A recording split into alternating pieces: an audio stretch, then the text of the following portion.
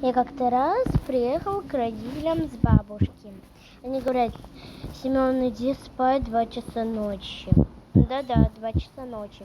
Я им говорю: хорошо, подойду спать. Только если вы мне конфету дадите. Мама дает мне конфету и говорит: все, иди спать. Я говорю: мама, я не могу заснуть. Она говорит: почему? Я говорю: дай игрушку. Она говорит: какую игрушку, у нас нет игрушки. Я такой: просто она мне приснилась. И я вообще не сплю с игрушкой. Ну, иногда, да, бывает сплю, но сам не сплю с игрушкой. А вообще я люблю эту игрушку, но сам я с ней не сплю. Иногда только сплю. Я с ней спала в 6, в 7.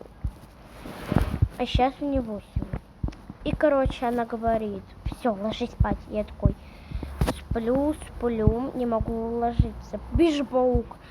А я там на 2-этажной кровати.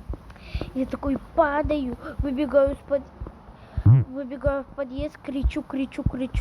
Соседи просыпаются, они все выходят из дверей. Я такой больше срусь, потому что была темнота, свет был выключен. Я такой им говорю: бабайка! Они мне говорят: какой бабайка, мы твои соседи. Я такой им говорю: вы мои соседи, извините. И потом я ложусь опять спать.